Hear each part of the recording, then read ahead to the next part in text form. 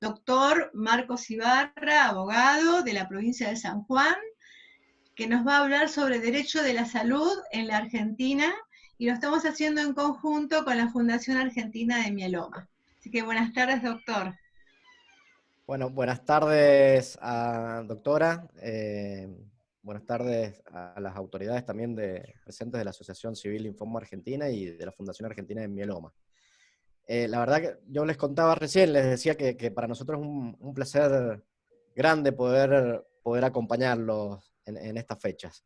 Sé que están cumpliendo 15 años y desde afuera se nota el importante trabajo y el amor que ponen en lo que hacen, en la realidad de los linfomas, de los mielomas, el trabajo importante que tiene que ver con la detección a tiempo, con la posibilidad de acceder a los tratamientos oportunos, y bueno, esto la verdad que desde afuera es para aplaudir. Bueno, yo no sé si quieren que ¿comenzamos? Perfecto. Me convocaron para hablar de derecho de la salud. Yo primero voy a tratar de contarles brevemente, pero sobre todo simplemente, qué es el derecho de la salud. ¿Cuáles son algunas de las miradas que tiene el derecho de la salud? ¿En qué estamos trabajando desde el derecho de la salud? ¿Y cómo podemos aportar o qué podemos aportar desde el derecho de la salud a asociaciones como las de ustedes?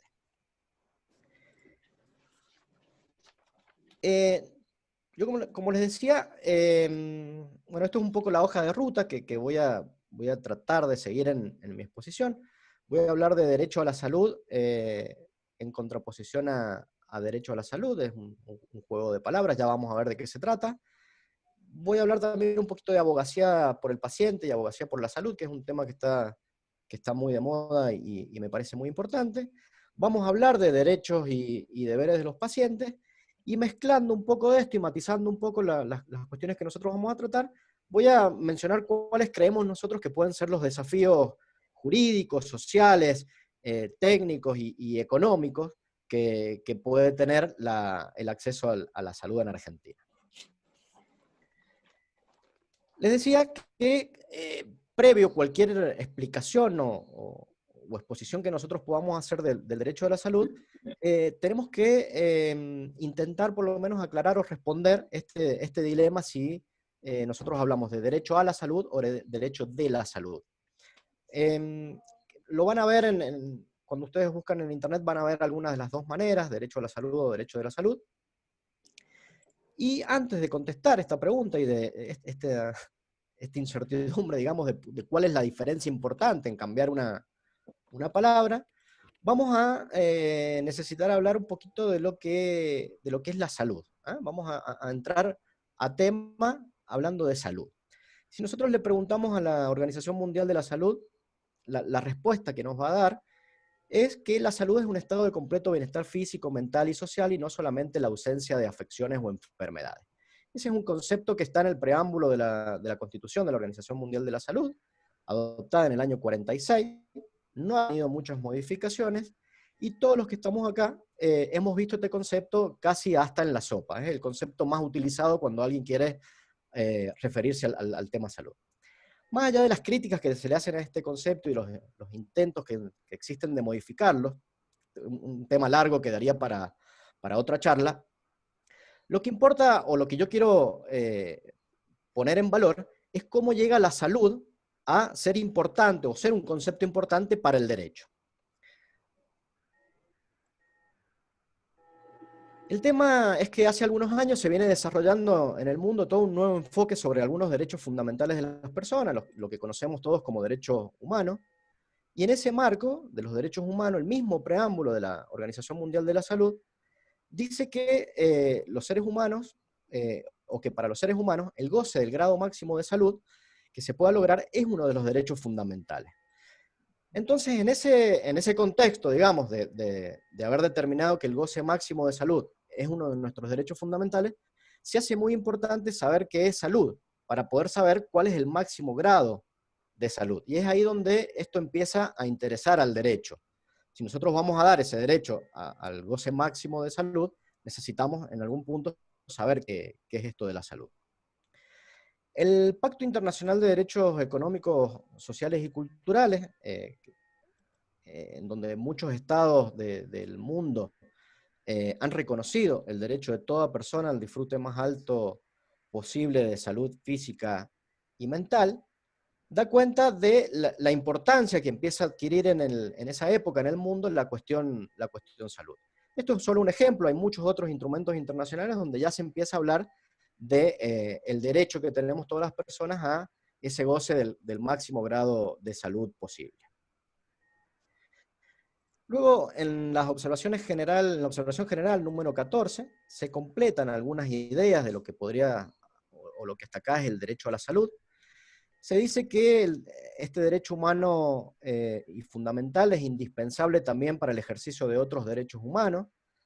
Hay que recordar que los derechos humanos son interdependientes y están interrelacionados, o sea, no van por caminos separados, sino que todo el conjunto o todo el catálogo de derechos humanos tienen relación entre sí y necesitan esa interdependencia, esa interrelación para poder ser alcanzados, digamos. La salud obviamente no está ajeno a esto. Entonces, en ese caso vemos cómo derechos como la alimentación, la vivienda, el trabajo, la educación, la dignidad, la vida, la no discriminación, la igualdad, el acceso a la información, empiezan a estar o empiezan a asociarse de una manera más fuerte con el derecho fundamental a la salud. En esta observación también se reconoce que la salud abarca una amplia gama de factores socioeconómicos, no solamente las cuestiones médicas o biológicas, sino que hay otros factores socioeconómicos que van a favorecer o no favorecer las condiciones por las cuales las personas vamos a poder llevar una vida saludable. Y entre esos derechos, por ejemplo, está el sistema de protección, que el sistema de protección de salud brinde a las personas oportunidades iguales para disfrutar de ese alto nivel posible de salud.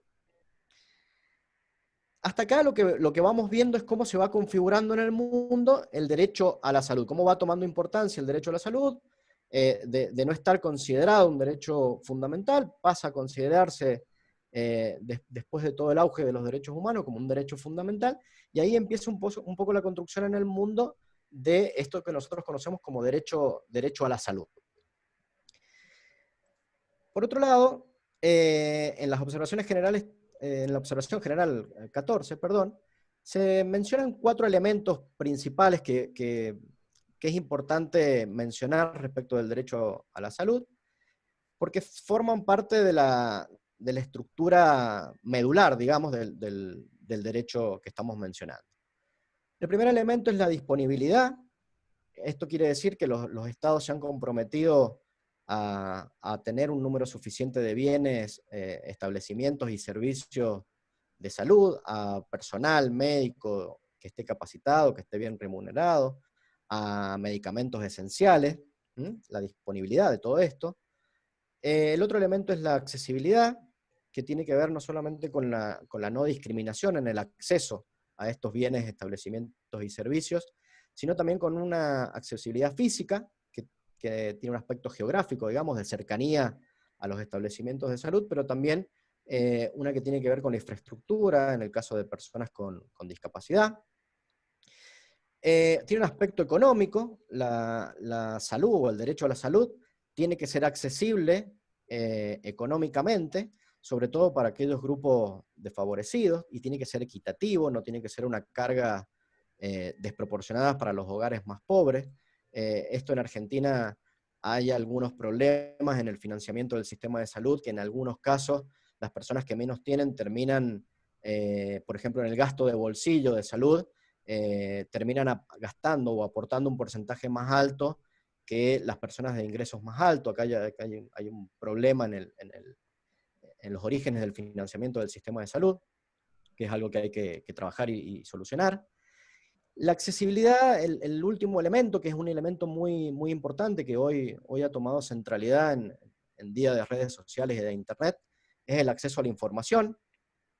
No solamente a solicitar información, sino también a poder difundir, a recibir, a poder comprender y darle tratamiento a la información sobre salud, que nos permita tomar buenas decisiones y adoptar medidas saludables de vida.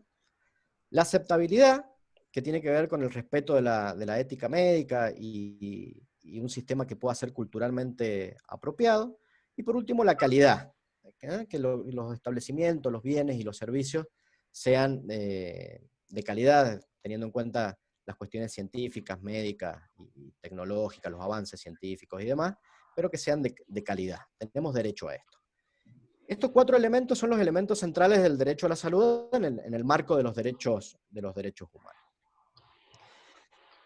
El tema es que de esto nosotros vamos a ver, como les decía recién, que a pesar de esta ser la estructura básica, esto deja por afuera cuestiones que no pueden ser tratadas solo con estos elementos o solo con este enfoque. Entonces, nosotros llegamos al punto de tener que preguntarnos qué es el derecho de la salud, en contraposición a esto que venimos hablando, que podemos mencionar como derecho a la salud. Y esto, como les decía yo, es un juego de palabras. En esa aparente mínima diferencia entre derecho a la salud y derecho de la salud, hay todo un mundo de complejidades, un mundo de abordajes diferentes, que nos parece que es importante señalar. Esta rama del derecho que nosotros todavía estamos trabajando, hay algunas personas muy destacadas que todavía la están pensando y la están desarrollando, la están llevando a cabo, está todavía, como les decía, en un proceso de desarrollo. Estamos pensando todavía qué va a ser este derecho de la salud. Para dar un mínimo ejemplo, para que podamos entender de qué hablamos cuando hablamos de derecho a la salud, pensemos que, por ejemplo, en el mundo médico hay especialidades. Tenemos la cardiología, que estudia el corazón, la neurología, que estudia el funcionamiento del cerebro, y en el derecho pasa lo mismo. En el derecho, por ejemplo, tenemos el derecho penal, que estudia los delitos, o el derecho administrativo, que estudia la forma y la organización o el funcionamiento del Estado en su faz administrativa. Y vemos también, por ejemplo, que dentro de la medicina surgen cada vez con más fuerza especialidades como la medicina de familia, que tiene una mirada un poco más completa del proceso salud, atención, enfermedad, que pretende un poco liderar a través del conocimiento de las otras especialidades el proceso de atención de salud. Y en el derecho viene pasando algo similar. Surge este nuevo enfoque, este nuevo derecho que pretende ser autónomo, pretende ser novedoso, porque nos damos cuenta, porque algunas personas, digo, que vienen antes nuestro, y ahí lo veo al colega Enrique Suárez, que es un gran maestro en muchas cosas para nosotros, vienen pensando cómo hacer para que este derecho pueda dar esas discusiones más completas que el derecho a la salud no estaba pudiendo dar. Y surge así la necesidad del desarrollo de este derecho de la salud, que es un derecho más específico, con ideas, con principios, con enfoques propios, que puede o pretende de algún modo abordar esta problemática de salud de una manera más completa. Intenta fortalecer de algún modo las respuestas de todas las otras ramas jurídicas sin pretender anularlas.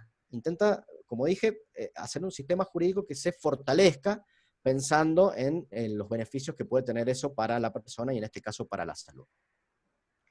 El mayor aporte en este sentido que vengo diciendo lo ha hecho sin duda el querido profesor Miguel Ángel Ciuro Caldani. Él tiene un trabajo extraordinario sobre la autonomía del derecho a la salud, y muchos de nosotros trabajamos sobre las ideas que él ha venido desarrollando. Y por otro lado, también hay que mencionar a la querida profesora Marisa Eisemer, que ha sido capaz de extender las ideas de Ciuro Caldani por todo el país y por todo el mundo, y que desde el Observatorio de Salud de la UBA hacen un trabajo extraordinario. Muchos logros en los últimos años en el sistema de salud, y logros profundos, logros verdaderamente importantes han venido del trabajo impresionante que se hace ahí desde el observatorio. Tuvimos el honor de contar con ella, junto con Linfomas Argentinos, en una charla. Una genia. Es una genia total. Bueno, y Ciuro Caldani, para saldar un poco esta diferencia entre si vamos a hablar de derecho a la salud o derecho a la salud, nos dice que en realidad no es que tengamos que hablar de uno o de otro. Existe ese derecho a la salud que todos a veces mencionamos, Pero a ese derecho a la salud hay que asignarle un carácter prestacional, si queremos. Es el derecho a la atención, el derecho a las prestaciones, el derecho a los medicamentos, a los tratamientos. Pero también, en definitiva, existe un derecho de la salud, un derecho que es un poco más abarcativo y un derecho que es un poco más amplio. Y ahora vamos a ampliar. ¿Y por qué necesitamos un derecho que supere esa mirada prestacional? Que necesitamos ir un poco más allá, digamos, en los enfoques para poder alcanzar el mejor estado posible de salud. Como dijimos recién, no todas las cuestiones de salud son cuestiones específicamente médicas. Hay un sinfín de derechos que deben ser articulados de formas específicas para poder alcanzar salud, y no tienen que ver con lo biológico ni con lo médico. Hablo de educación, de saneamiento, de agua potable, alimentación, la comunicación, pero también muchos principios de otras ramas jurídicas, como del derecho laboral, administrativo, penal, civil, que nosotros debemos tratar de armonizar. Y el que trata de hacer este esfuerzo de armonizar todo esto, de armar este puzzle que yo les contaba al principio de la conversación, pretende ser el derecho de la salud, con sus derechos, con sus principios, perdón, con sus enfoques propios, pretende ser un poco el que termine por armar este puzzle que es el sistema de salud en nuestro país. Y es un derecho que es transversal, como les decía, no busca posicionarse por encima de ninguna rama, pero sí busca enriquecerse de las otras ramas, con el único objetivo de poder mejorar las respuestas que podemos dar desde el ámbito jurídico, que en definitiva son proteger la persona de cuya salud se trata. Pensemos, para llevarlo un poco más a la práctica. Si nosotros en un pueblo cualquiera del mundo decidimos trasladar a otra institución médica un especialista en oncohematología, en principio, y pensándolo en abstracto, esa puede no ser una cuestión mucho más grave que el traslado de un policía o de un bombero o de un gerente de una empresa. Y uno podría decir, bueno, qué lástima, el doctor Pérez la verdad que era muy querido para nosotros, me atendía hace muchos años, pero bueno, está la doctora López, que también era muy querida para nosotros y es buena profesional. Ahora, eso podría quedar en la anécdota, en el caso de que hubiese otro profesional. Pero ¿qué pasa si en ese pueblo, en cualquier lugar del mundo, el doctor López o la doctora Pérez son el único especialista en 1000 kilómetros a la redonda en oncohematología? Ya la decisión no es tan neutral y ya no es una decisión simplemente administrativa que pueda tomar el ministro de Salud. Ya es una decisión que está afectando el derecho de todos nosotros de acceder a estas prestaciones de calidad, oportunas y demás que hemos estado hablando. Si uno da siempre el ejemplo del cierre o apertura del hospital, y no es lo mismo, obviamente, que se cierre o que se abra un hospital a que se cierre o se abra una oficina de turismo, por ejemplo. Si bien son muchos los derechos en juego, cuando estamos hablando de instituciones de salud, estamos poniendo en juego uno de los derechos fundamentales que tenemos. Y ahí empieza a tomar relevancia qué es esto del derecho de la salud. Y ahí están puestas las perspectivas de este derecho que intenta ser más abarcativo, no solamente quedándose en lo prestacional, sino tratando de superarlo y poder asegurar la mejor salud. Si nosotros nos quedáramos ahí en lo prestacional, o pensando en términos de acceso a prestaciones, podemos estar dejando por afuera del problema salud, por ejemplo, consideraciones que tienen que ver con el personal sanitario, con problemas propios y específicos del personal sanitario que afectan de algún modo nuestra salud. Hoy en el medio de esta pandemia es algo que se ha puesto en discusión, digamos, y todo lo estamos viendo todos los días. Médicos con sueldos bajos, falta de insumos, faltas o problemas por falta de inversión en salud. Y sobre todo esto nosotros podríamos estar equivocadamente asignando problemas solamente a los partidos políticos que nos gobernaron o nos gobiernan, y podríamos estar olvidando que estamos hablando de un problema sumamente complejo que excede la política, la incluye, pero la excede. Por eso es un problema tan complejo. No es de un solo sector el problema salud. En el mundo se está viendo que no se está invirtiendo en la salud como se debería, o en toda la salud de manera uniforme. Estamos viendo que las inversiones están yendo a algunas cuestiones que pueden ser más rentables y no a las que son urgentes. No se están asignando muchas veces recursos en medidas costo efectivas.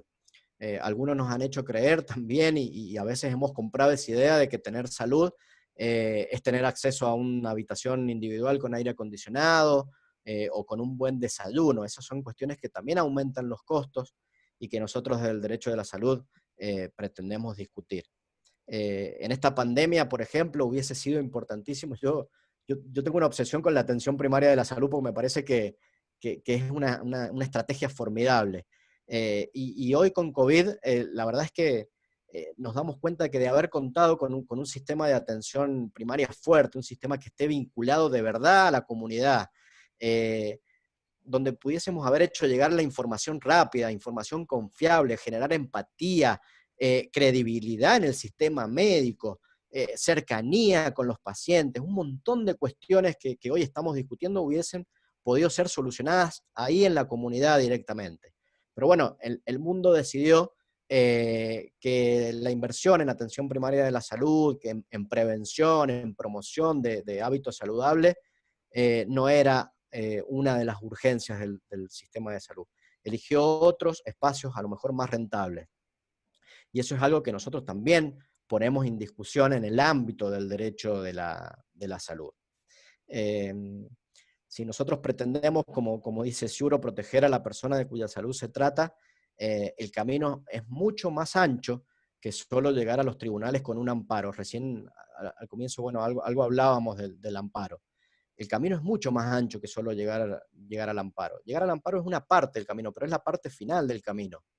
Nosotros tenemos que también pensar, y lo hacemos desde el derecho de la salud, cómo hacemos para recorrer los inicios del camino y no llegar, no solo pensar, los abogados no solo podemos pensar en amparos, digamos. De hecho, la mayoría de los abogados que yo conozco y mis colegas que trabajan en derecho de la salud, el amparo sí es una herramienta que tenemos, pero es una más de las herramientas que tenemos. En la facultad de Derecho a todos nosotros se nos enseña el proceso de amparo, la acción de amparo, pero no nos enseñan mucho, nos enseñan casi poco cuáles son los verdaderos problemas de la salud, que son en realidad mucho más graves que obtener una prestación denegada. Y ahí es donde nosotros vemos en las facultades, por eso siempre que puedo lo pongo en valor, vemos el tremendo valor, valga la redundancia, que tiene el trabajo que hace Marisa desde el observatorio, con cursos de posgrado, con cursos de grado, con jornadas nacionales de Derecho de la Salud, que la verdad que son un lujo, porque este es el ámbito donde la academia muestra también el interés y el esfuerzo por incidir en este desarrollo del derecho de la salud, que por último va a terminar incidiendo en el acceso a estas mejores, a este mejor nivel de salud de todos nosotros. Nosotros voy a tratar de tocar varios temas para que tratemos de entender cuáles son las áreas del derecho de la salud o cuáles son los objetivos a que apunta el derecho de la salud. Por eso estoy tocando así algunas cuestiones salpicadas, digamos. COVID nos enseñó que el medio ambiente va a ser una cuestión que vamos a tener que discutir junto con la salud. No era algo que veníamos discutiendo junto con la salud. ¿Cuál es la relación que vamos a tener con los animales? Algunas formas de agricultura intensiva, los problemas asociados a la globalización. Son problemas profundos, graves e importantes y con alta incidencia en nuestra salud. Las redes sociales, los medios de información, la igualdad en el acceso a las comunicaciones y las tecnologías, todo esto también tiene incidencia en la salud.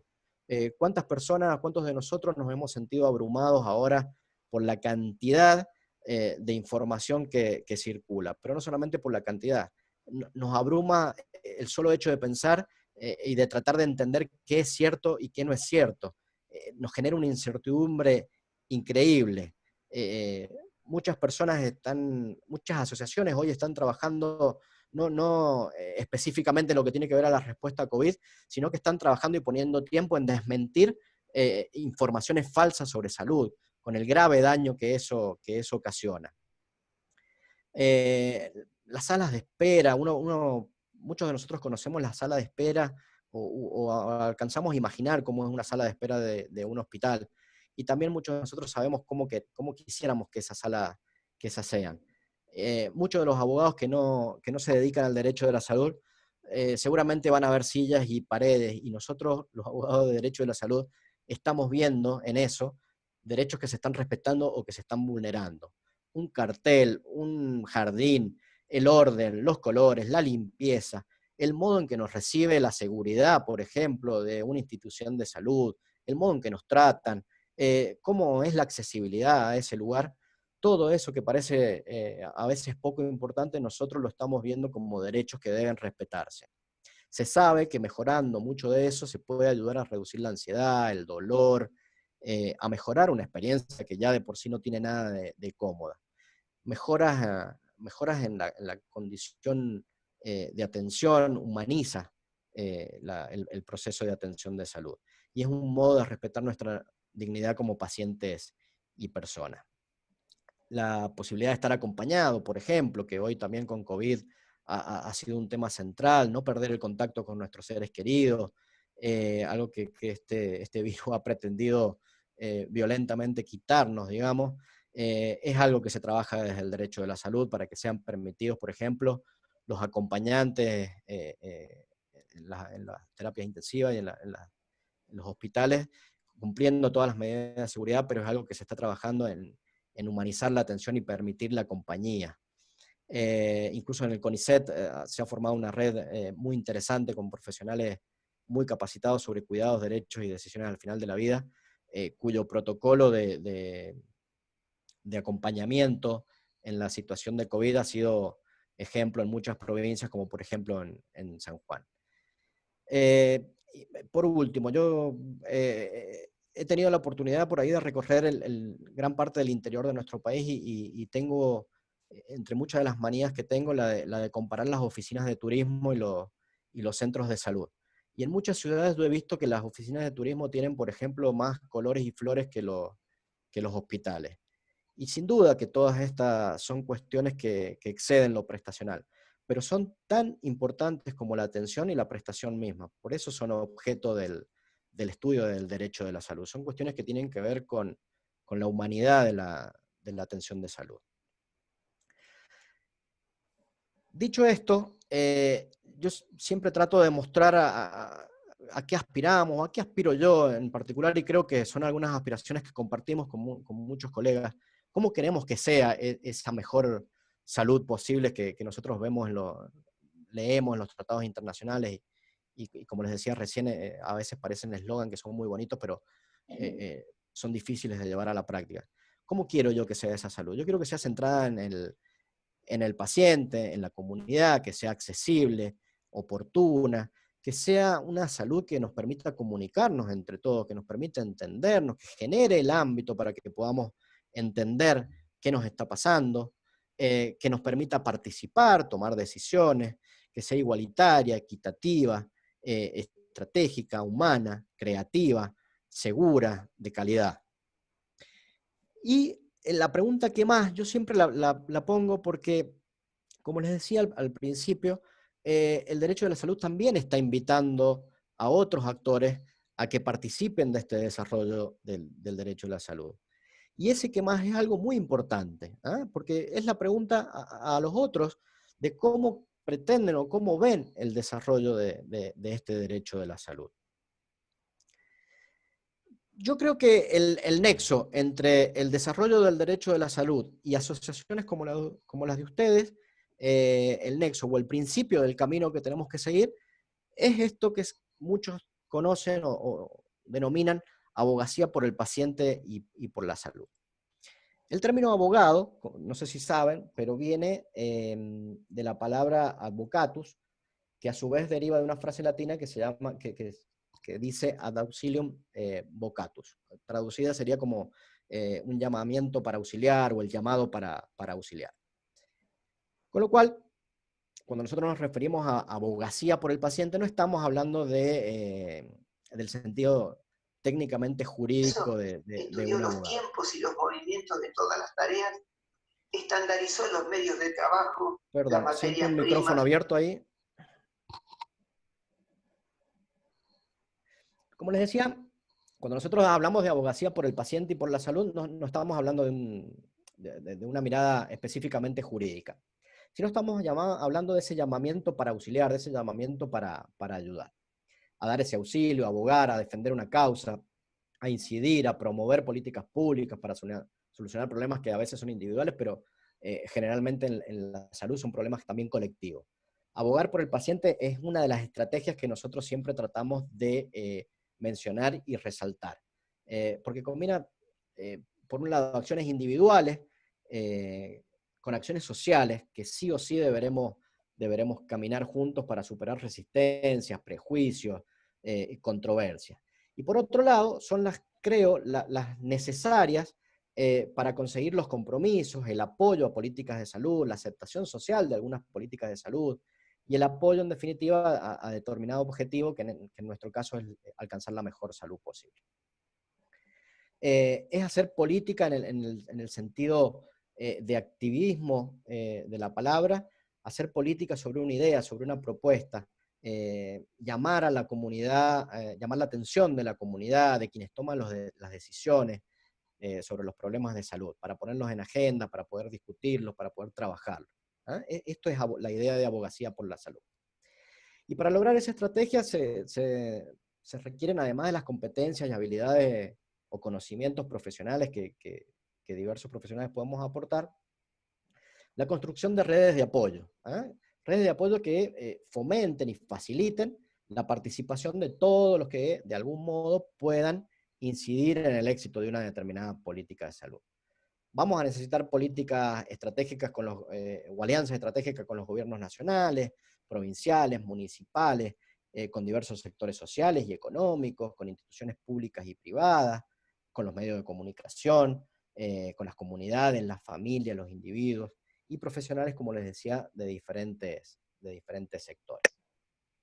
Nosotros, cada vez que puedo, señalo este tema de abogar por la salud, porque sobre todo desde el instituto y yo a título individual, siento y sentimos la necesidad y que tenemos la misión de acompañar a los pacientes y a todos quienes transiten este camino y que aboguen en definitiva por la salud.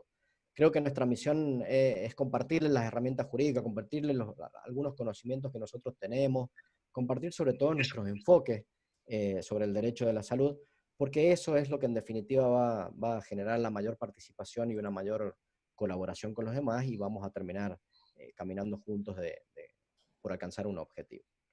Por eso yo ponía en valor al principio lo significativo que tiene para nosotros que asociaciones de pacientes nos inviten a hablar de derecho de la salud. Tiene que ver con esta estrategia de caminar juntos los problemas comunes.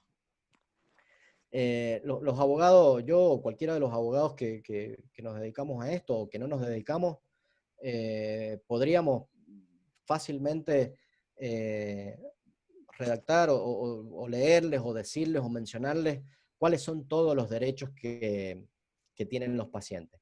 Pero nosotros, si no somos capaces de contextualizar esos derechos, si no somos capaces de poder dimensionar, si no podemos ser capaces de abordar las cuestiones previas que tienen que ver con poder acceder a esos derechos, el camino es muy difícil, más allá de que nosotros podamos presentar ese catálogo de derechos.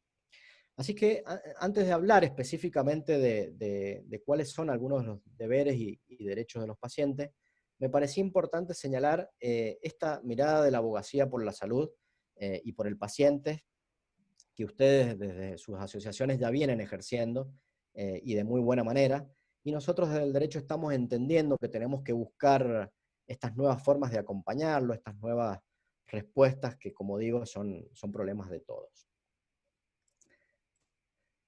Dicho esto, y antes de pasar específicamente a lo que tiene que ver con los derechos y deberes del paciente, creo que vale aclarar también que estamos en una época de nuevos entornos y de nuevos actores, sobre todo. Estamos en presencia de pacientes digitales, cada vez más vamos hacia un mundo de salud digital, con lo cual vamos a convertirnos en breve, si es que ya no lo hemos hecho, en pacientes digitales, con todo un mundo nuevo de cuestiones por discutir. Los profesionales de la salud también se están convirtiendo en profesionales digitales. Está entrando de manera muy fuerte a la discusión salud como actor, digamos, importante, para bien o para mal, los medios de información. Las redes sociales se están convirtiendo hoy, para bien o para mal, en un actor importante de nuestra salud.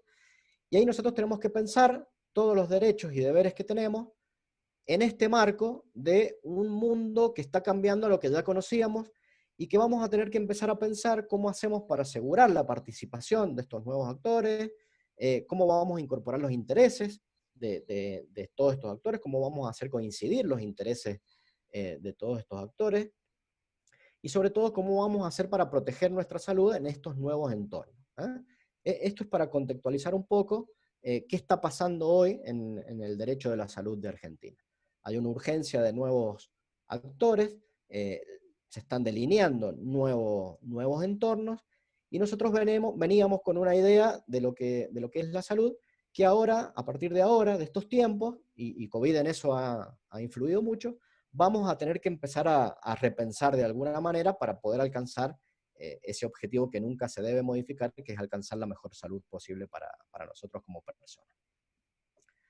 Ahora sí, dicho esto, vamos a hablar de manera muy simple de lo que son algunos de los derechos y deberes del paciente que creo que a ustedes pueden interesarles.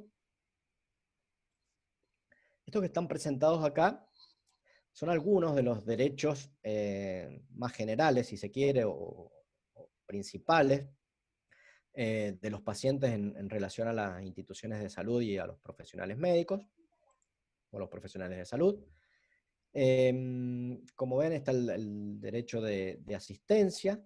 El paciente tiene derecho y prioritariamente niños, niñas, adolescentes, a ser atendido por profesionales de salud sin discriminación, sin menoscabo alguna de sus ideas, creencias, cuestiones religiosas, políticas o condición socioeconómica. Tenemos un derecho a que nos asistan. Tenemos también derecho a trato digno y respetuoso. El paciente tiene derecho a que los agentes del sistema de salud nos traten de manera digna, que se nos respeten las convicciones personales y morales, principalmente las que tienen que ver con lo cultural o lo sociocultural, con el género, con el pudor, con la intimidad. Y este trato digno también es importante señalar, que no siempre se dice, que debe ser extendido a familiares y acompañantes. Tenemos derecho también en esta relación con el sistema de salud a que se respete nuestra intimidad, a que nuestros datos sean confidenciales. Toda actividad médico-asistencial que obtenga, clasifique o utilice, administre y transmite información y documentación debe velar por el estricto cumplimiento de la dignidad humana y la autonomía de la voluntad. Siempre tenemos que ser consultados sobre el tratamiento o difusión de nuestros datos personales y los datos considerados sensibles por la ley argentina. Tenemos también derecho, como les decía, o algo importante, que es la autonomía de la voluntad. Nosotros como pacientes tenemos derecho a aceptar o rechazar determinadas terapias o procedimientos médicos o biológicos, expresando o no expresando causa. Y también tenemos derecho que si aceptamos un tratamiento, en el proceso de ese tratamiento también tenemos derecho a revocar esa aceptación sin manifestación de causa. El derecho a la información sanitaria, que creo que yo hoy lo voy a recalcar mucho a lo que tiene que ver con la información y la comunicación, porque me parece algo muy importante en esta época de Internet y sobreabundancia de información. El paciente tiene derecho a recibir la información sanitaria y necesaria vinculada a su salud, y también tiene derecho de no recibirla si así lo quiere. Y tenemos derecho como paciente a hacer interconsultas médicas cuando nosotros sintamos que otra opinión médica puede hacernos algún aporte. Y acá vamos a ir viendo, a medida que yo he ido haciendo estos enunciados, cómo la propia experiencia de nosotros como pacientes ya nos hace pensar en qué momento algunos de esos derechos se han visto tensionados o vulnerados. La investigación médica, por ejemplo, hoy está en tensión con la autonomía de la voluntad. A veces no se nos indica que estamos siendo partícipes de una investigación, y eso siempre debe ser aclarado.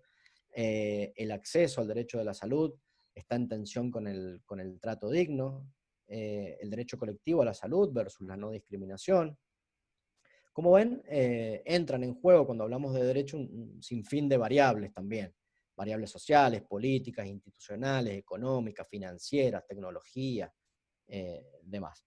Por eso cuando nosotros hablamos estrictamente de prestaciones y hacemos esta aclaración de que el derecho de la salud pretende también ser más abarcativo que lo meramente prestacional, tiene que ver también con poder dar estas discusiones que se salen de lo prestacional, pero que están directamente vinculadas con lo prestacional, como por ejemplo lo financiero, lo económico, que es casi todo lo que se discute cuando hay un problema de cobertura. Se discute básicamente plata.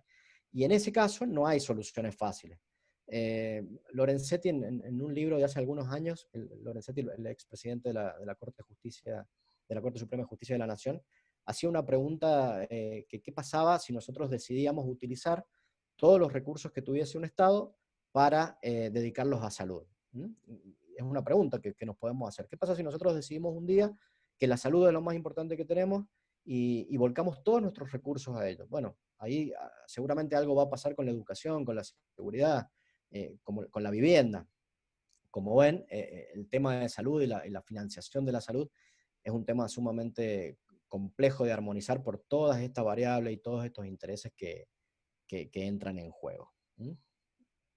Y en medio de todo este problema tan complejo, en medio de este puzzle de fichas que tenemos que ir viendo cómo armamos para poder tener la foto final, entra todo un entramado de leyes, decretos, resoluciones, reglamentos, políticas públicas con diferentes autoridades de aplicación, nacionales, locales, provinciales, agencias que tienen vinculación con la salud, sector público, sector privado, financiadores. Todo esto forma parte del gran problema complejo al que nos enfrentamos. Yo, por ejemplo, recordaba la ley del cáncer, la ley 23.611, que había declarado en su momento, hace varios años, de interés nacional la política sanitaria, o en política sanitaria la lucha contra el cáncer, linfomas y leucemia. Y hoy parece que a la distancia, vista a la distancia, lo que pretendió ser un buen intento, hoy parece haberse quedado en solo intenciones y haberse quedado en medio camino. Y uno ahí tiene que pensar qué pasó. ¿Fue la ley que no fue suficiente? ¿O qué otras cosas más intervinieron para que esa ley o los objetivos que planteaba esa ley no pudiesen materializarse? Y si nosotros pensamos, por ejemplo, en el derecho como pacientes de la prevención, el derecho que tenemos a que se prevengan las enfermedades, no podemos dejar hoy actualmente fuera de la discusión, por ejemplo, el hecho de que Argentina no adhirió todavía al acuerdo marco para el control de tabaco, uno de los productos legales que más muertes causa. A ver, entonces cuando uno explica esto así, dice, ¿qué relación tiene el acuerdo marco de control del tabaco con mis derechos a la salud? Bueno, tiene toda la relación del mundo. La salud, como dijimos, es una cuestión humana muy delicada porque afecta a nuestra vida. Y son tantas las cuestiones que pueden afectarla que para poder abordar o para poder tratar de asegurar mis derechos de la salud, tengo que estar atento a un sinfín de cuestiones que tienen que ver, por ejemplo, al trabajo para que Argentina pueda incorporar a su legislación algunos de los principios que están en el acuerdo marco para el control de tabaco. Por ejemplo, se me viene uno de estos ejemplos porque justo hoy estamos con unos colegas trabajando en una mesa de control de tabaco y se me planteó esta cuestión. Pero lo pongo como ejemplo para que veamos la complejidad que tiene hablar del derecho de la salud. Y para que sepamos, para poner en valor, nosotros siempre lo decimos, aunque no es la parte divertida, que cuando hablamos de derecho de la salud, hablamos también de estos otros problemas que a veces no podemos solucionar rápidamente. Si nosotros podemos solucionar la información que recibimos, por ejemplo, a través de los medios, si podemos solucionar ese hecho de que nos llegue buena información, que nos permita tomar buenas decisiones, nosotros seguramente vamos a poder prevenir de mejor manera algunas enfermedades. Y eso que parece no tener relación tiene que ver con mi derecho a la información oportuna, a información veraz, digamos, sobre mis cuidados de salud.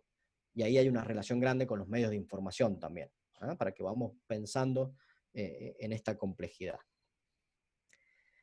Dicho esto, respecto de los derechos de la salud y los derechos del paciente, creo que tenemos que trabajar en los lugares que nos toca en una conciencia sanitaria, en adquirir una conciencia común que nos permita poner todos nuestros esfuerzos en la solución de todos estos problemas que se presentan ya de por sí complejos. Trabajar en la ciudadanía sanitaria es algo que la doctora Eisenberg está trabajando y que recomiendo que se le preste atención porque es un tema que va a traer muchas soluciones y donde se plantean muchas de estas cuestiones que yo les he ido contando. Tenemos que trabajar también con respecto a los derechos del paciente en la incorporación de una cultura de los cuidados paliativos, no solo al final de la vida, sino una incorporación de los principios de los cuidados paliativos a todo el proceso de atención de salud. Tenemos que trabajar en hacer estos procesos de atención más humanos, que a pesar de la tecnificación no hayan distancias entre las personas. Como ven, el mundo del derecho de la salud es expresamente amplio, y si bien este marco de derechos del paciente es quizás por donde es la punta del ovillo que nosotros podemos tirar para trabajar en el desarrollo, como ven, las soluciones implican ir por caminos que a veces parecieran ni siquiera tener relación, pero que son importantes. Por último, es importante también destacar que ya ahora los dejo para que hagamos algunas preguntas, pero seguramente alguna pregunta va a surgir en este sentido. Todo esto que tiene que ver con el derecho de la salud es un trabajo que intenta no llegar a la judicialización de la salud. Lo que intentamos desde el derecho de la salud es solucionar la mayor cantidad de problemas para no llegar a ese momento doblemente vulnerante que significa ir a un proceso judicial atravesando alguna enfermedad. Sumar eso no es algo que nos enorgullezca. Eso, como les digo, todos nuestros esfuerzos están orientados a asegurar el más alto nivel posible de salud en instancias de diálogo, de no discusión, en el diseño de políticas públicas, en el diseño de buena legislación, en el diseño de buenos modelos de gestión sanitaria, y por eso creo que estos encuentros con asociaciones de pacientes son un espacio en donde podemos lograr un idioma común que asegure ese derecho en un ámbito más amigable que no sea el judicial. Pero bueno, como sabemos, a veces no quedan más caminos por recorrer que llegar a los procesos judiciales. Y ahí, como les decía recién, lo que se discute básicamente es una cuestión de costos en la mayoría de los casos, una cuestión de costos. Hoy algunos de los medicamentos que se utilizan en linfomas o meliomas salen por encima de los 400.000 pesos cada aplicación. Y hoy en el mundo existen fármacos que llegan a costar más de 2 millones de dólares.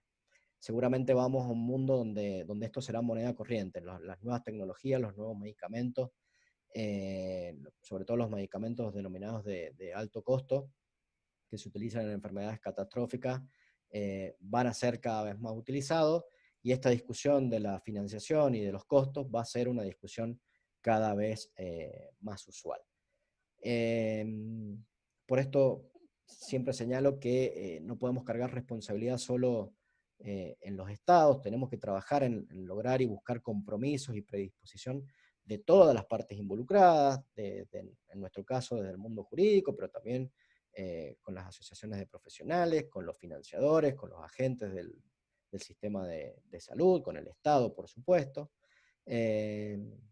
para poder llegar a soluciones que no sean o no sean doblemente vulnerantes en un proceso de salud.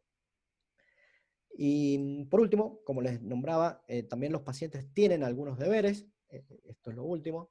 Así como tenemos derechos, todas las personas también tenemos algunas responsabilidades que nos son exigidas en función de habernos otorgado esos derechos. Y estas son algunas, hay muchas, pero son algunas que vale la pena a veces recordar.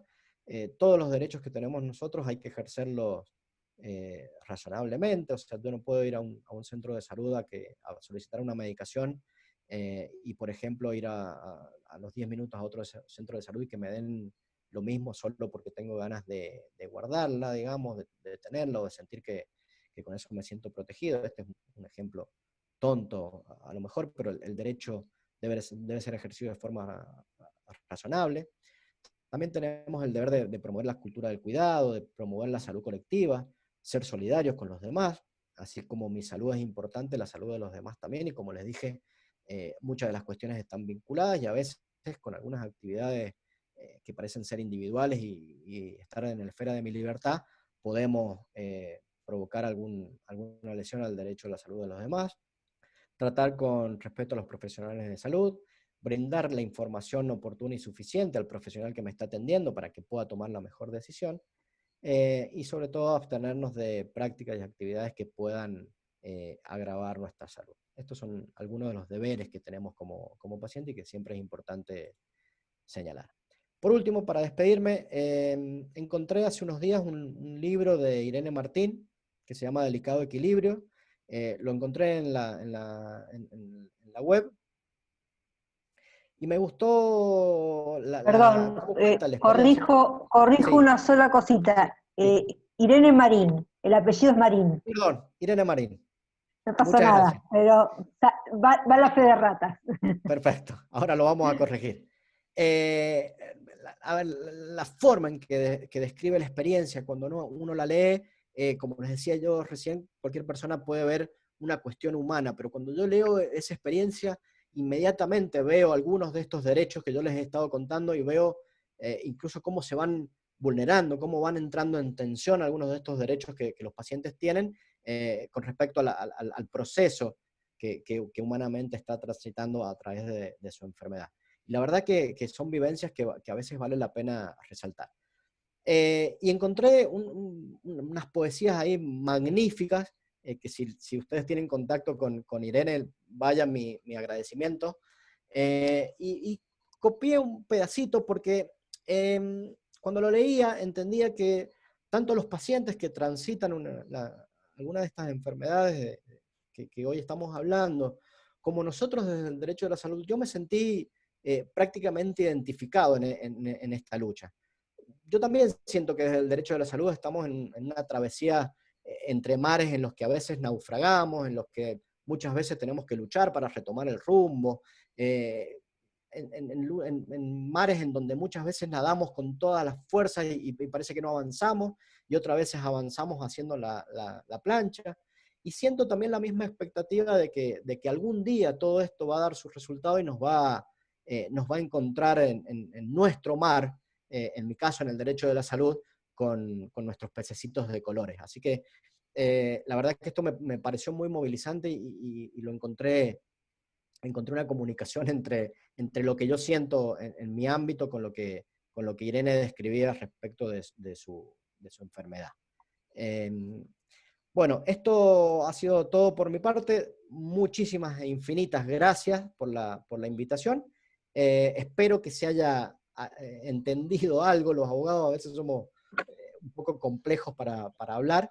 Y bueno, si tienen alguna pregunta, quedo a su disposición. Bueno, muchísimas gracias, doctor. Sí, bueno, tenemos preguntas. Lo que pasa es que se entiende lo difícil, ¿no? De lo que estamos transitando en estos últimos años con los medicamentos de alto costo, pero también en estos momentos tenemos problemas con los medicamentos de bajo costo, o sea que no creo que pase solamente por una parte económica, o sea, hay un conjunto de problemas, ¿no, Mariana? que estamos transitando los pacientes desde hace unos cuantos años con el tema de acceso y donde están deambulando por ventanillas y no reciben respuestas. Y es lo que hablábamos antes del sistema fragmentado, la desigualdad, y bueno, creo que estamos en problemas y la asociación estamos junto a los pacientes tratando de ayudar y generando y buscando canales de comunicación con los decisores, ¿no? Y la verdad que cada vez se nos tornan más difíciles y no sabemos cómo seguir, ¿no, Mariana? Absolutamente. Me pareció brillante la exposición, un lujo, pero todo el tiempo estaba viniendo a mi cabeza, muy bien, muy lindo todo lo que estás diciendo, pero ¿cómo hago para que me den mi medicación? Porque es el leitmotiv, es el tema básico en el que trabajamos las asociaciones. Lamentablemente tendríamos que estar acompañándolos a los pacientes desde otro lugar, y sin embargo creo que el trabajo más grande que hacemos es ayudarlos a que les den la medicación que necesitan para sus tratamientos, ¿no? ¿Ve? Bueno, Sí, sí, totalmente. sí, básicamente, a ver, y para eso tengo dos respuestas, o una misma respuesta con dos caras, digamos. Por un lado, ¿por qué toda mi introducción se encamina, digamos, a los problemas de base? Porque estamos o vamos a un mundo, ya estamos en realidad, pero vamos a un mundo en donde la cuestión salud va a ser cada vez más compleja y las cuestiones prácticas negativas del sistema, que son las que ustedes acusan de falta de tratamiento, demora en los tratamientos y burocracia extrema a veces para conseguir una cobertura, van a ser cuestiones cada vez más usuales. Va a ser cada vez más difícil conseguirlo, los medicamentos van a ser cada vez más caros, las organizaciones van a ser cada vez más complejas, la cuestión humana va a ser cada vez menos potente, digamos, para atender problemáticas que son exclusivamente humanas. Entonces, la respuesta, ¿por qué se divide en dos?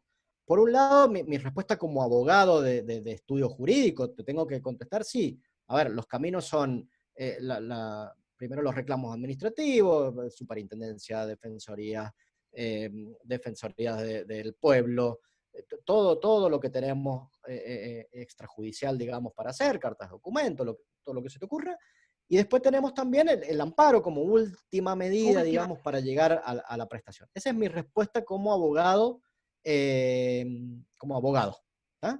Ahora, Sí. mi respuesta como abogado de derechos de la salud y como director de un instituto que está tratando de incidir en materia de política pública, mi mirada obligatoriamente tiene que ser de largo plazo. Por eso divido la respuesta en dos.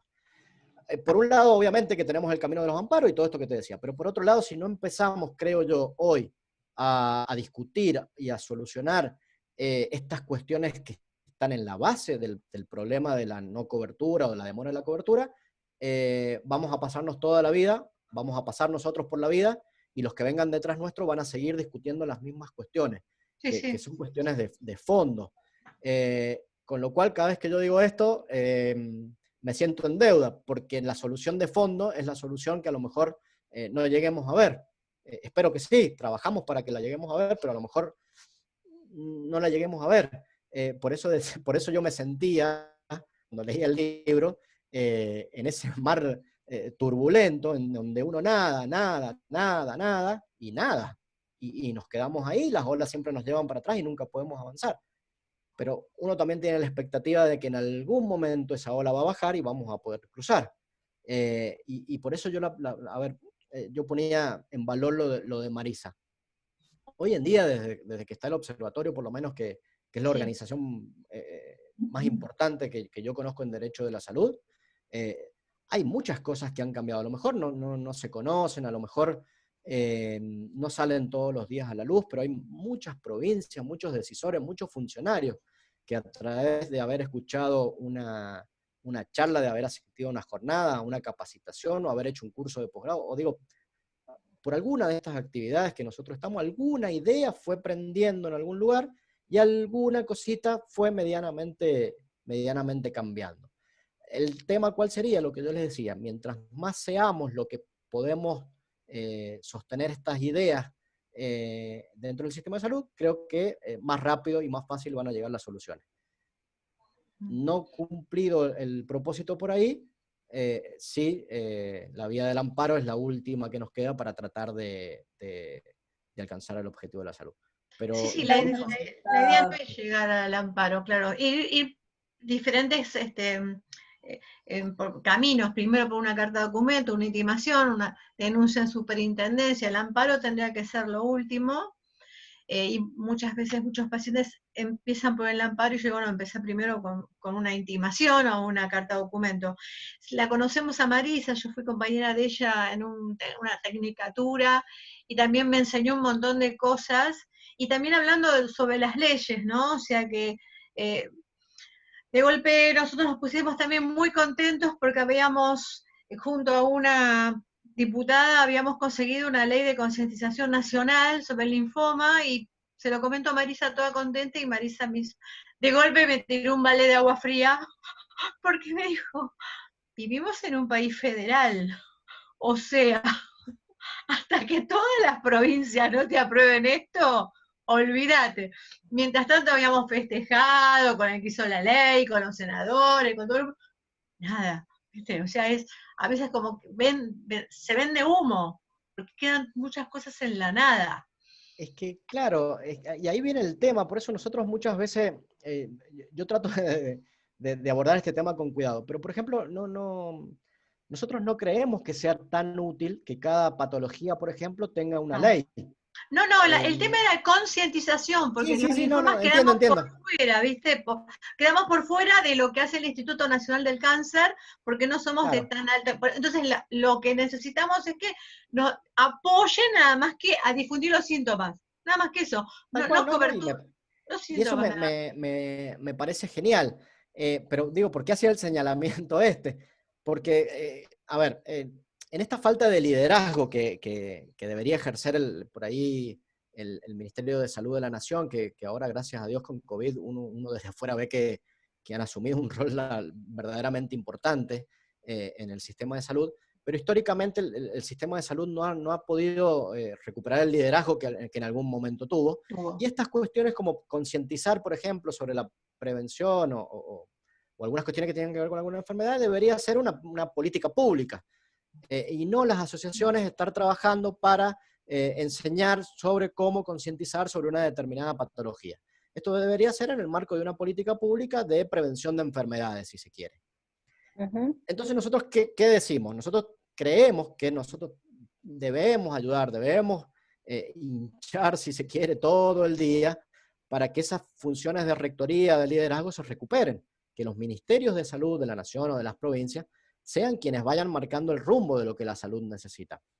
Nosotros vemos en todas las provincias, la mía no es una excepción, pero en todas las provincias se ve cómo algunas cuestiones de agenda no son propuestas por los ministerios de salud, sino en algunos casos por asociaciones de pacientes, por instituciones como la que yo dirijo, el Instituto de Derecho de la Salud del Foro de Abogados de San Juan. El observatorio también ha trabajado hace mucho tiempo para poner en agenda, por ejemplo, la ley de telemedicina y de receta electrónica. Digo, hay muchas cuestiones que no son puestas en agenda por quien debería ponerlas. Pero bueno, claro, nos quedará a nosotros si eso no No, pero sucede. en la práctica, en el día a día, mientras tanto, pasan cosas como las que nos pasan todo el tiempo. Isa, ¿le querías comentar algo? Que no podemos dar una solución al paciente. Yo quería volver sobre un tema, si me permite. Me parece fantástico todo lo que usted está planteando y todo lo que se está manejando, digamos, para que esto mejore en algún momento y que, por supuesto, desconocemos que hay todo este trabajo de todos ustedes, digamos, para mejorar aspectos de la salud. Pero nosotros concretamente tenemos en el día a día problemas que no sabemos cómo solucionar. Y la consulta que le quiero hacer es, cuando un paciente, por ejemplo, hace un amparo, como ha pasado recientemente, a una institución como IOMA, por ejemplo, y el amparo no es respondido, o sea, no hay solución sobre esto, ¿qué otra alternativa tiene el paciente para hacer valer justamente eso? Porque ya puso un amparo, hizo un costo, hizo todo un trámite, apeló, etcétera, y no le dan respuesta. ¿Qué otra cosa puede hacer el paciente? Bueno, luego del amparo, por eso también decíamos que nosotros tratamos de no llegar a esa instancia, porque tampoco es que el amparo en todos los casos nos termine por solucionar el problema. A veces nos metemos a transitar un proceso que nos termina desgastando más que si no lo hubiésemos hecho. Pero bueno, una vez llegado al amparo, una vez llegada a la decisión del juez sobre otorgar o no una prestación o un medicamento o un tratamiento, eso se notifica a la obra social, bueno, en este caso del ejemplo a IOMA, para que ellos cumplan, les dan un plazo para cumplir. Lo normal es que cumplan en un plazo relativamente breve, no siempre el que juez ordena, pero hay un gran espacio para el incumplimiento a la orden de los juzgados. Y ahí la verdad es que hay herramientas que también son procesos complejos. Se le puede ordenar al juez que le pongan una multa por día de demora al organismo que esté incumpliendo o a la autoridad que esté incumpliendo. Hay un mecanismo que nosotros venimos señalando hace mucho que no se utiliza y creo que sería muy, muy oportuno. Es que la Superintendencia de Servicios de Salud, que también debería tener una posición un poco más fuerte en estas cuestiones, creo desde mi humilde opinión que no la tiene. Y la Superintendencia tiene, por ejemplo, la facultad de quitar el registro que se le otorga a las obras sociales, con lo cual, una vez quitado el registro, no podrían funcionar como obras sociales. IOMA no Difícilmente lo alguien... controla. La Superintendencia no controla IOMA. No, bueno, no, estaba hablando en general. Agua, sí. Bueno, Hablo en general, digo. Muy puntual, Fui a ese ejemplo para mencionarles esto. no, sin duda, sabemos. Igualmente la Superintendencia no está en este momento dando respuesta tampoco. No, por eso. Era un ejemplo. Por eso, a ver, cuando nosotros hablamos de salud, por eso empecé a hablar de complejidad. Cuando hablamos de salud, es tan complejo que a lo mejor cualquier respuesta que yo te dé no encaja en todos los ejemplos que vos me preguntes. Por eso hablé de funcionarios y por eso hablé de autoridades y de agentes del sistema de salud. Pero digo, para retomar, hay un gran espacio ahí donde puede incumplirse la orden judicial. Creo yo que en el caso de las empresas de medicina prepaga y obras sociales, debería estudiarse esa posibilidad de la superintendencia de quitar o suspender el registro de obras sociales. Cuando estamos hablando de obras sociales que dependen de la provincia, hay acciones de responsabilidad contra los funcionarios que están incumpliendo las órdenes judiciales, pero como todos saben, son procesos complejos y no funcionan como apretar un botón y listo. No cumplida ninguna de estas instancias que yo le estoy señalando, el Estado es el último garante del derecho de la salud. Incluso el Estado puede ser demandado ante los organismos internacionales por violaciones o incumplimientos al derecho de la salud, que como dije, tiene jerarquía constitucional y supraconstitucional. Caminos hay montones.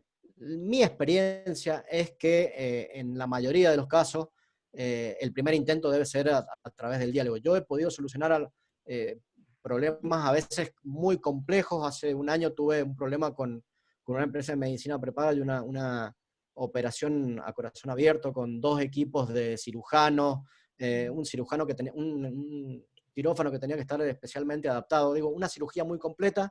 2 días antes de la cirugía notifican al paciente que no le iban a dar la cobertura en ese hospital, que no le iban a dar la cobertura de los 2 equipos médicos, y ponían a disposición otros equipos médicos que la paciente, que era un chiquito de 9 años, y sus papás nunca habían conocido, no tenían confianza para que ese equipo médico operase a su hijo. Y eso se solucionó con una carta de documento y con 2 días hablando por teléfono con todo el mundo de la obra social y con todas las amenazas que un abogado en un momento como ese se pone creativo y le surgen. Digo, el primer intento de la mayoría de nosotros es el diálogo. Creo que en principio es lo mejor. Y bueno, después obviamente queda disponible lo otro, pero tampoco hay una garantía de acceso a la prestación o al tratamiento. Por eso me parece tan importante generar esos espacios en donde podamos solucionar los problemas de base para evitar tener que llegar al proceso de amparo. Cuando es en el Estado, por ejemplo, ¿con quién se debería dialogar? Porque ahí no atienden ningún diálogo, por ejemplo, cuando son los bancos de drogas. Bueno, el Estado es una cuestión particularmente difícil. Este año ha sido un año particularmente difícil para todo lo que tiene que ver con el funcionamiento estatal, pero también privado. Y ahí habrá que ponerse en contacto en primer término con el funcionario, digamos, a cargo del área que se trate. Está la Defensoría del Pueblo, que es una instancia en donde también se puede generar un cierto diálogo. Y bueno, ahí viene la parte creativa del derecho de la salud. Ahí habrá que ver, depende del caso, depende qué tratamiento, depende qué prestación, depende cómo sea la situación. Los abogados usualmente vemos qué estrategia podría utilizarse. Y bueno, como digo, si no se puede por el camino del diálogo, no quedará más que la vía judicial. Doctor, tenemos algunos comentarios en Facebook, se los voy a leer.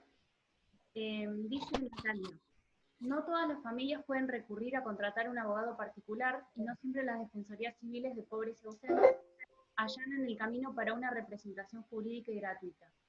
IOMA no cumple con las medidas judiciales. Conocemos casos donde se denuncia el incumplimiento hasta en 5 oportunidades. Los jueces no aplican la multa, actúan con tibieza, ni envían los antecedentes a la justicia penal para que se investiguen los delitos de acción pública. La Superintendencia de Servicios de Salud no tiene bajo su órbita de controlar al IOMA. Por su ley de creación no adhirió al régimen que regula las obras sociales. Muchas familias tienen miedo, ni siquiera se atreven a visibilizar los casos a notas periodísticas, y la justicia mira hacia otro lado.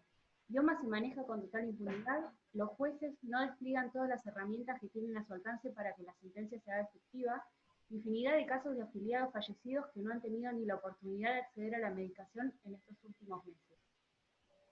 Completísimo. ¿Quién escribió eso? Natalia Urraco, que ella tiene un grupo de pacientes de IOMA y los guía en todas estas cosas. Sí, Natalia Urraco, de Mar del Plata. Hizo un compendio perfecto. Sí, la verdad es perfecto y son situaciones, la verdad que límites. Son tránsitos, digamos, de procesos dolorosísimos que se suman a la enfermedad, como yo decía. La verdad, y en honor a la verdad, yo conozco varios jueces y no funcionan todos igual. Hay jueces que son súper expeditivos en las cuestiones de salud y en 1 o 2 días pueden resolver y están sobre el problema, e incluso a veces se encargan medio personalmente de comunicarse con alguien o de tratar de solucionar el problema y utilizan todos los medios que tienen a su alcance para solucionarlo.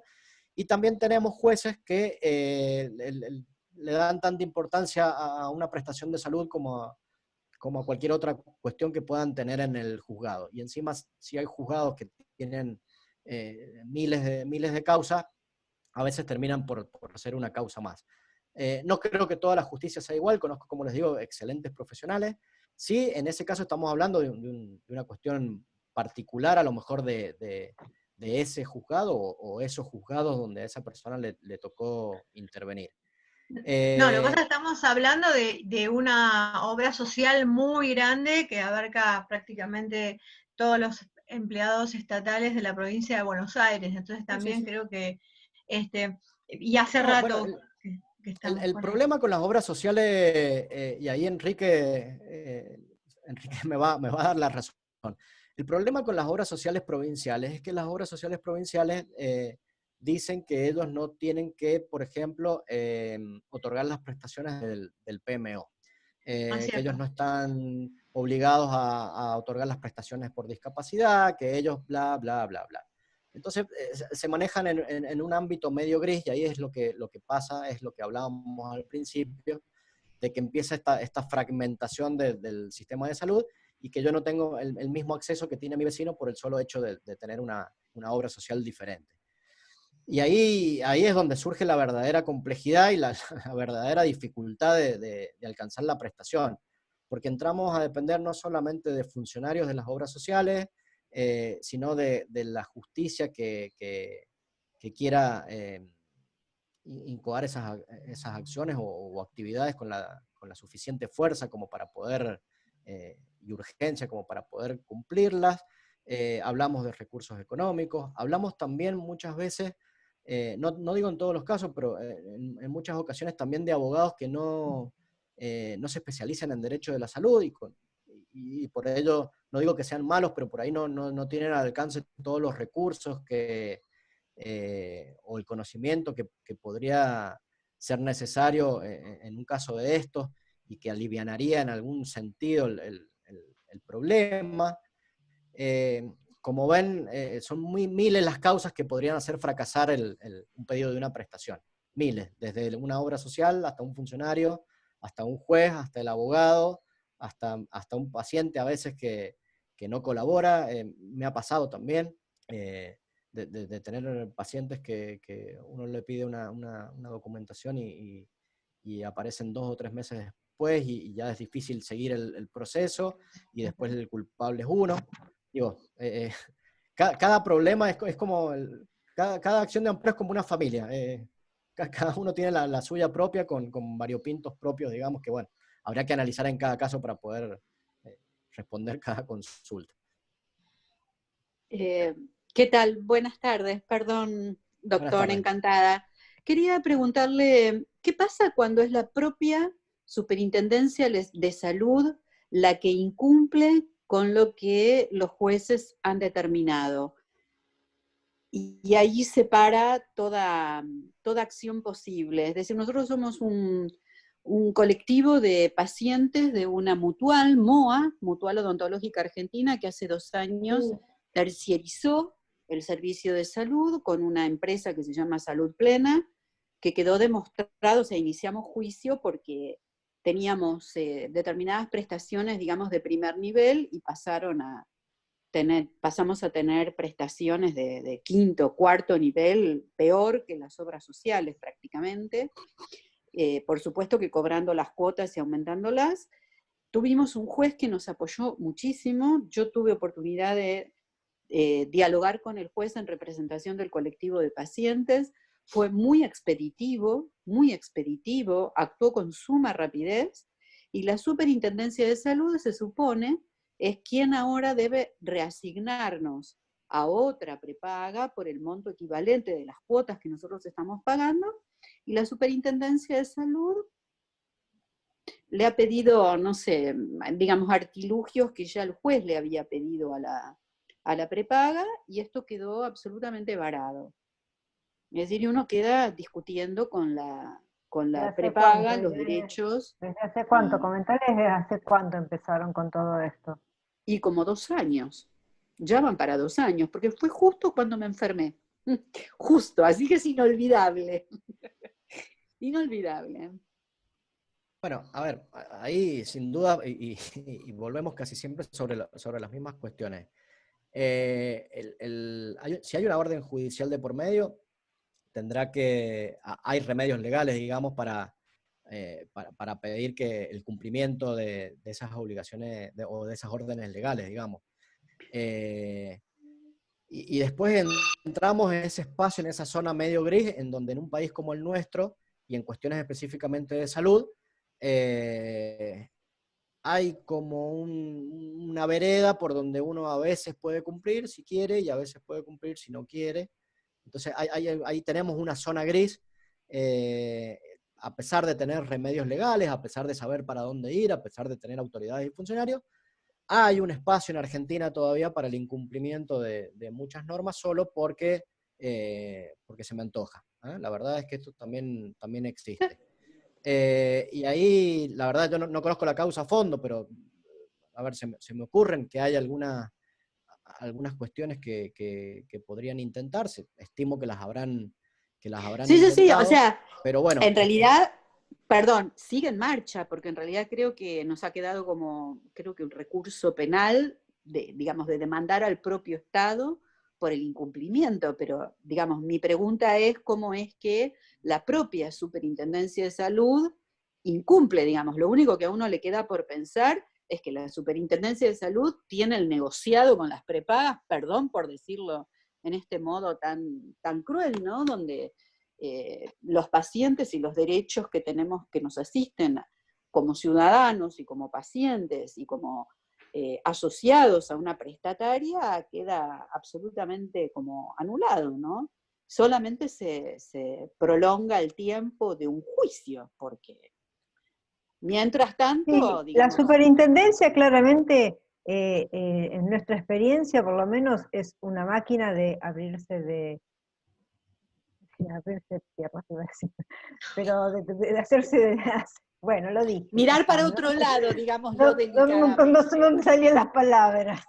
Es una máquina de no oír, de desoír, de no dar respuesta, de solo responder, es que llame al 0800, y llamás al 0800 y no atiende nadie, mande mail y no te contestan un mail. O sea, la superintendencia no existe. No existe para resolver ni dar respuesta de nada en todo lo que la hemos requerido nosotros como organización del paciente, ni los pacientes mismos que nos han comentado que han recurrido a la superintendencia, no, sorda. Y ahí, a ver, y esto tiene que ver, y vamos a volver sobre algunas de las cosas que ya hablamos. Hay enfoques jurídicos que nosotros tenemos que intentar promover también dentro de las organizaciones, dentro de las agencias estatales.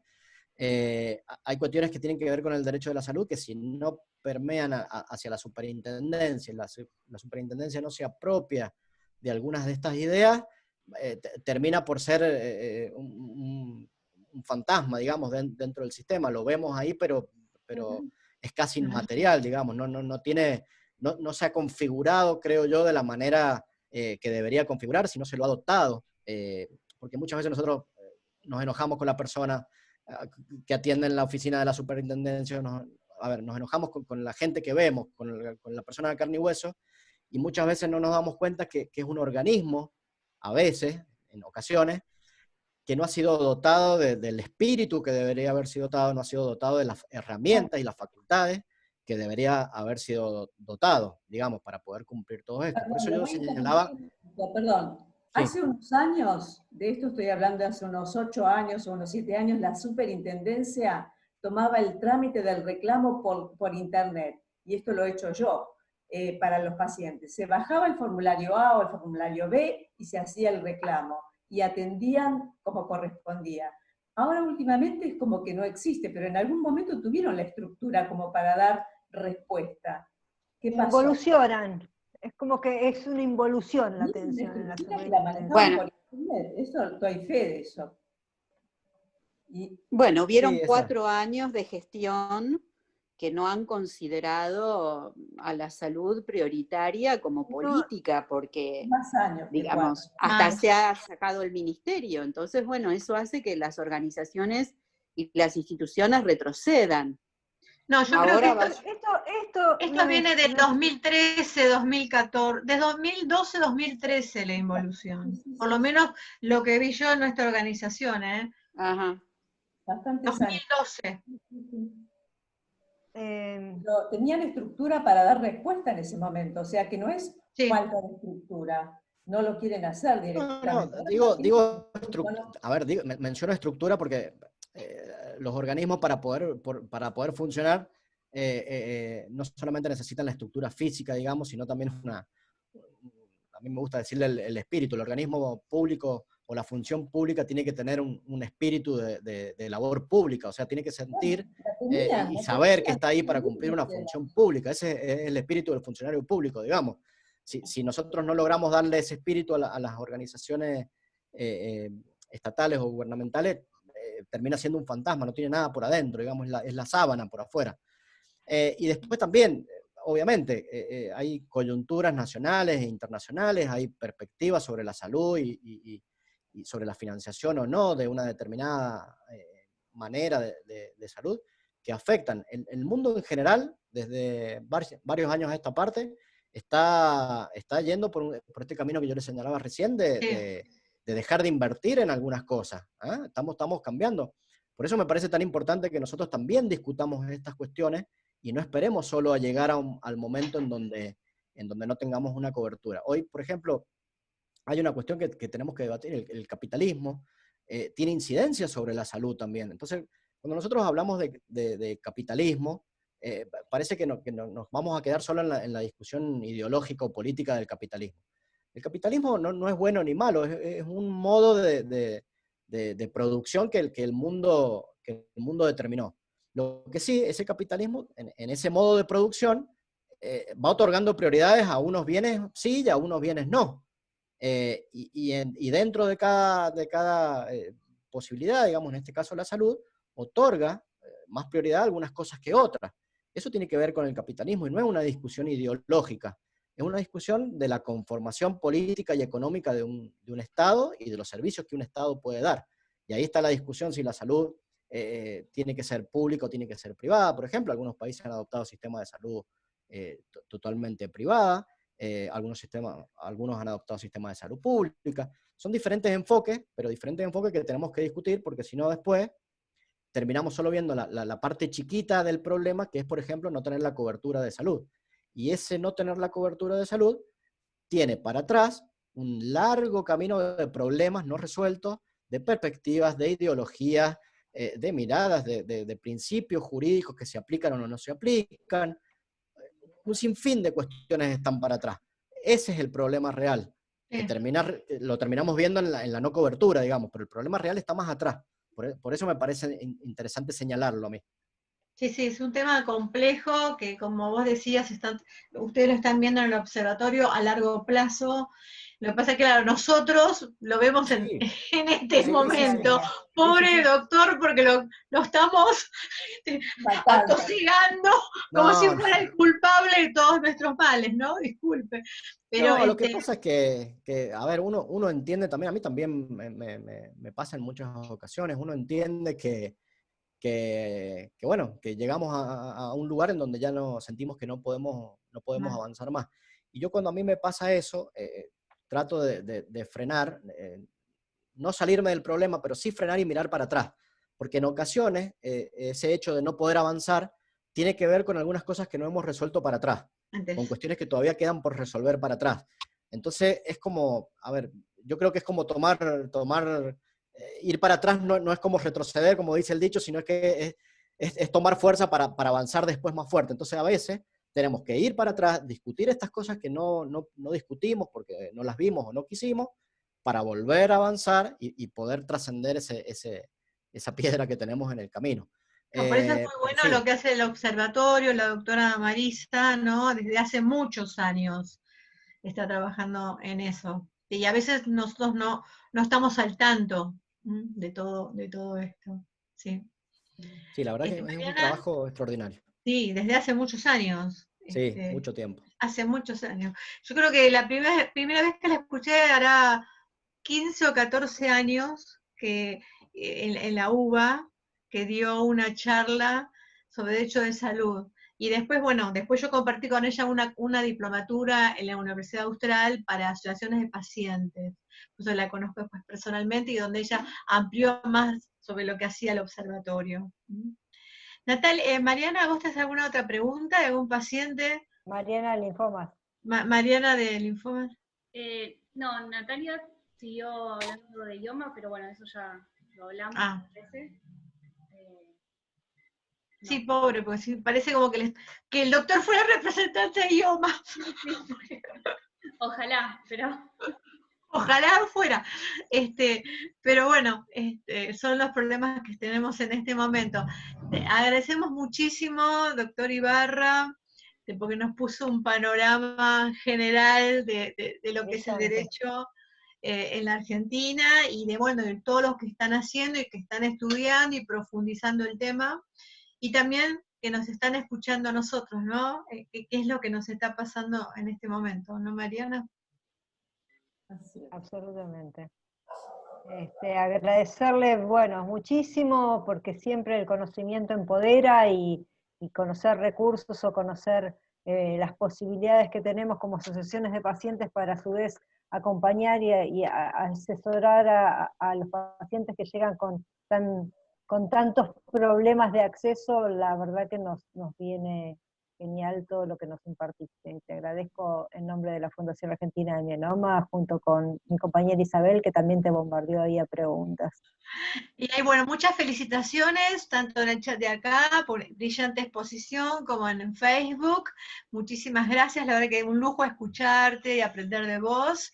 Es Enrique Luis Suárez, y muy interesante y una buena herramienta, normativa y leyes, que las asociaciones debemos saber para acompañar a los pacientes.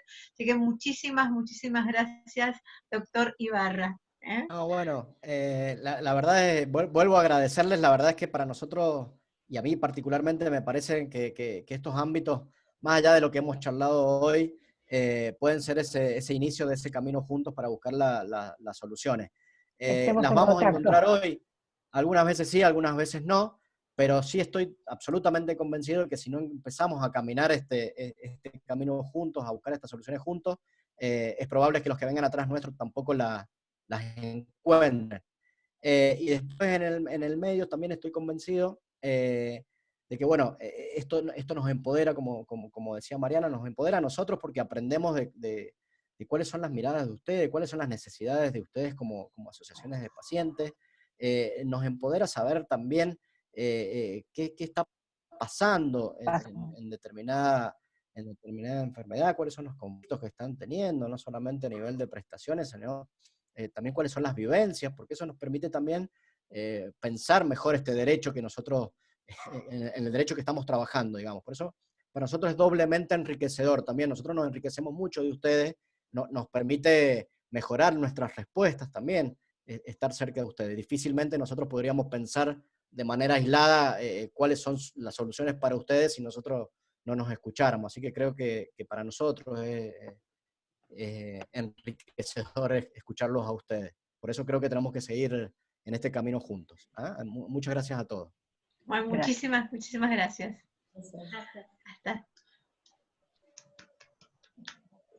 Gracias, hasta luego. Bueno, hasta luego, muchas gracias. Hasta luego, hasta la próxima.